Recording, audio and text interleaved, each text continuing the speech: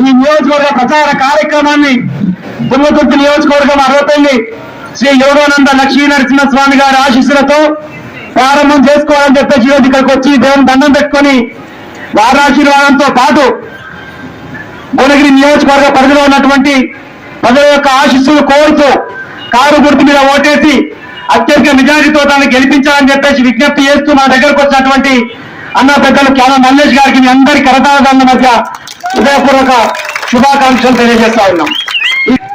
గౌరవ పెద్దలు అన్న గుడ్డకన్న జగదీష్ రెడ్డి గారు మాజీ మంత్రివర్యులు సూర్యాపేట శాసనసభ్యులు వారికి హృదయపూర్వక శుభాకాంక్షలు నమస్కారాలు తెలియజేస్తాం. మీ అందరూ కూడా కరతాళాల మధ్య మాజీ పార్లమెంట్ సభ్యులు వారికి మాజీ ఎమ్మెల్యే గారు తుంగతుర్తి నియోజకవర్గం ప్రస్తుత ఎన్నికల కోసం సందీప్ రెడ్డి గారికి దీపికా గారికి ఇంకా వేదిక మీద ఉన్నటువంటి పెద్దలందరికీ ఈ కార్యక్రమానికి హాజరైనటువంటి అక్క చెల్లెళ్లకు అన్నదమ్ములకు అందరికీ నా హృదయపూర్వక నమస్కారాలు తెలియజేస్తూ మీ అభిమానం మీ ఉత్సాహం చూస్తా ఉంటే ఖచ్చితంగా తుంగతుర్తి నియోజకవర్గంలో భారీ మెజార్టీ వస్తుందని చెప్పి నేను భావిస్తా ఉన్నా.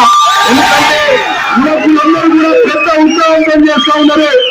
మరి మీ అందరికీ తెలుసు ఈ 4 నెలల్లో 4 సంవత్సరాల కాలం నన్ను పెద్దలు కేసీఆర్ గారు జగదీశ్వర్ రెడ్డి గారి సహకారంతో భువనగిరి పార్లమెంట్ అభ్యర్థిగా ప్రకటించి నిన్ననే పెద్దలందరి సమక్షంలో బీఫామ్ అందుకొని పవిత్రమైన అరవపల్లి యోగా నరసింహస్వామి వారి సన్నిధిలో వారి ఆశీస్సుల తీసుకొని ఇప్పుడే ప్రచార కార్యక్రమం మొదలు పెట్టడం జరిగింది. ఈ కార్యక్రమానికి అధ్యక్షత వహిస్తున్నటువంటి మీ అభిమాన నాయకుడు మాజీ శాసనసభ్యులు సోదరులు మెత్తలో వేసిన నాయకుడిని కాదు, నేను గోడల కొంచె సాధు పట్టుకొని రాసిన కాడికెళ్ళి రాజకీయాల నుండి మేము ముందుకు వచ్చినాం. ఇవాళ కొంతమంది చెప్తారు భారతీయ జనతా పార్టీ నాయకులు